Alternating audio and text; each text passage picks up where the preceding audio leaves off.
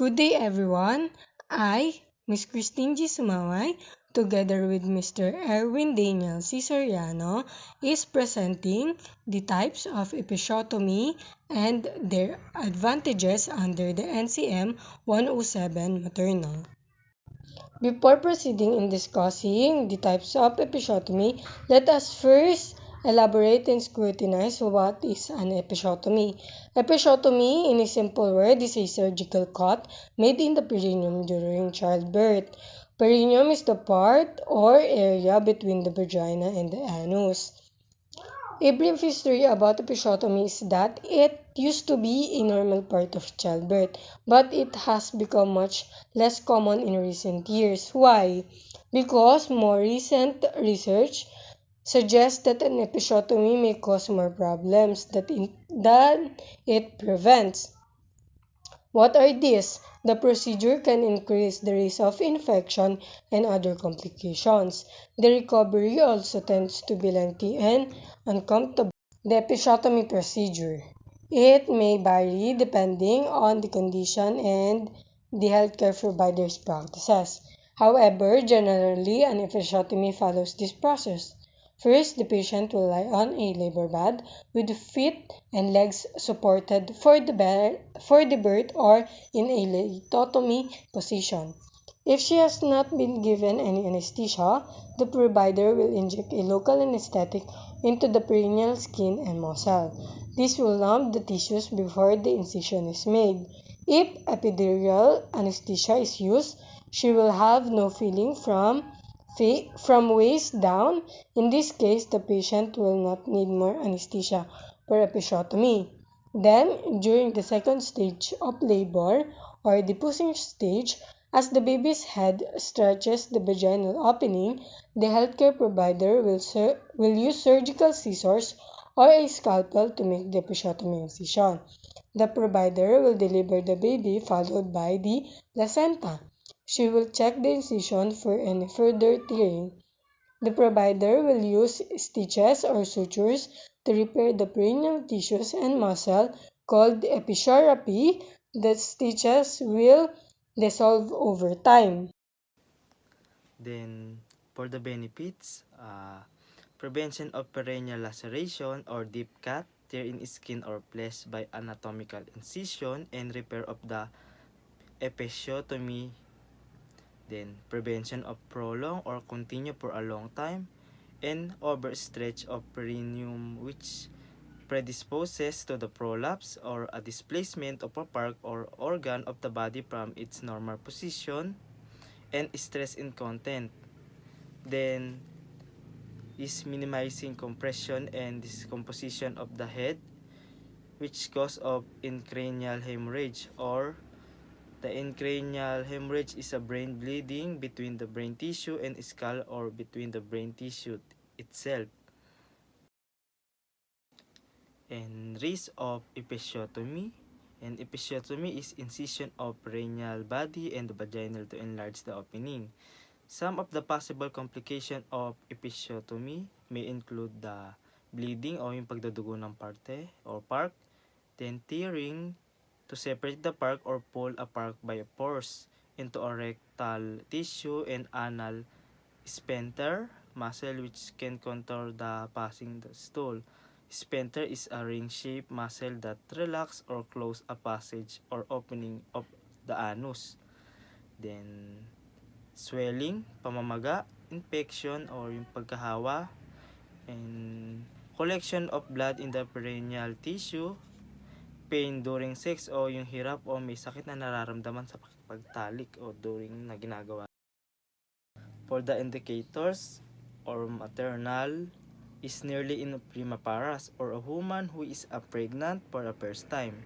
Then, old perineum scratch is about to rupture or yung pag may pumutok o pumutok.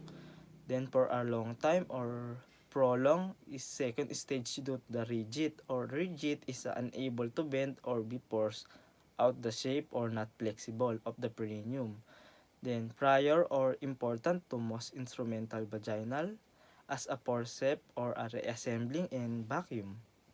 And for the contraindication naman is abnormalities of the perineum inflammatory or causing inflammation of a part of the body, or bowel disease or IBD, LGB or STD, then severe perineum scratching o yung pagkakamot din perineal palmation that involved of misplaced and passage that is often for the narrow. In the episiotomies are classified by the degrees that are based on the severity or extent of the tear, or what we call severities of episiotomies. On the degree, we have 4 degrees, the first, second, third, and fourth degrees. The characteristic of the first degree is it is consists of a small tear that only extends through the lining of the vagina. It does not involve the underlying tissues. For the second, the most common type of episiotomy, it extends through the vaginal lining as well as the vaginal tissue. However, it does not involve the rectal lining or anal sphincter. For the third degree, it involves the vaginal lining, tissues, and some part of the anal sphincter.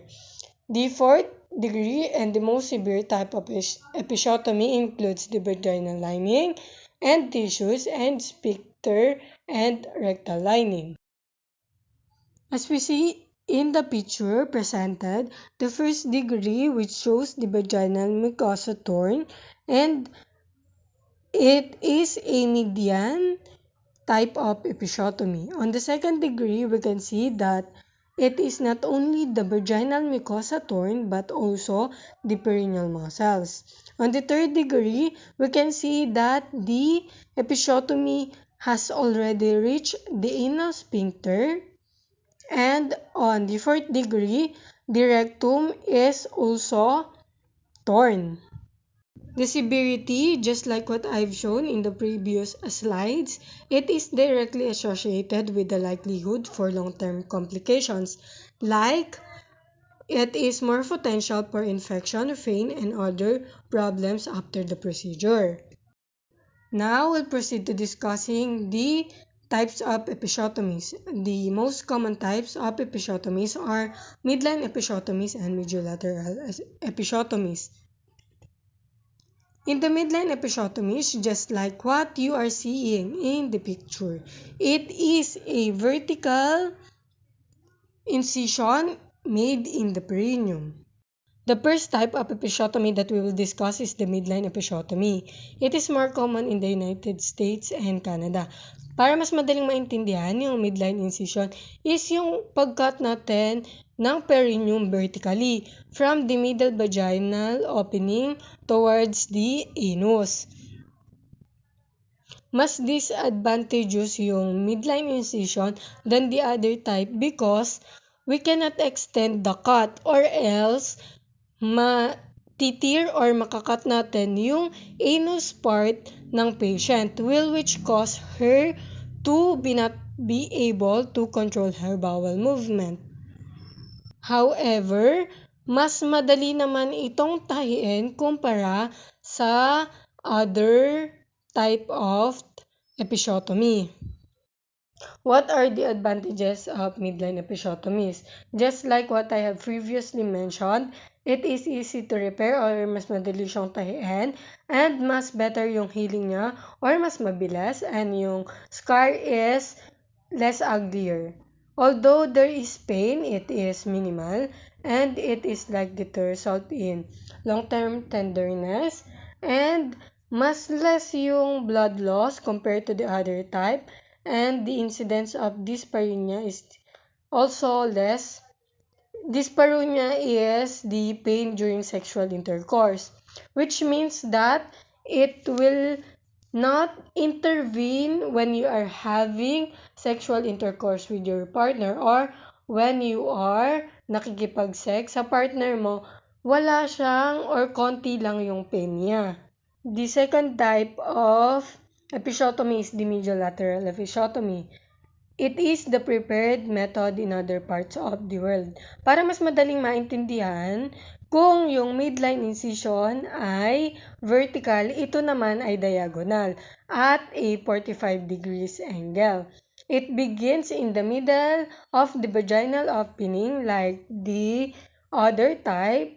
However, it extends towards the buttocks, not the anus. There is only one advantage in mediolateral episiotomy. It is the risk per anal muscle tears is much lower than the other type. Just like what I have explained, since it is a diagonal cut, it is close to impossible na makat natin yung anal part ng patient. The repair of episiotomy is what we call episiotomy. It is the suturing of the area where we cut or where the episiotomy procedure occurs. So for a better understanding, I would like to show you and differentiate the mediolateral and midline episiotomy. On the characteristic sides, the surgical repair for the midline, it is easy. For the mediolateral, it is more difficult. For faulty healing, the midline, it is rare to happen, while on the mediolateral, it is more common. Or in other words, mas matagal gumaling yung sa mediolateral. Post-operative pain, konti lang yung pain or minimal lang sa midline, while sa mediolateral, medyo masakit siya or mas madalas. On the anatomical results, it is excellent in the midline and yung mediolateral is occasionally faulty. While the blood loss is midline is mas kaunti while the mediolateral is mas maraming dugo yung nawawala sa patient natin. Dyspareunia or yung pain while having sex, rare for the midline and occasional for the mediolateral. The extensions of the midline, it is common, and for the mediolateral, it is uncommon. What do we mean by the extensions? It is the kung tatamaan ba yung anal, sphincter, and the rectum. These are our reference. Thank you for listening. I hope you learned something about the episiotomies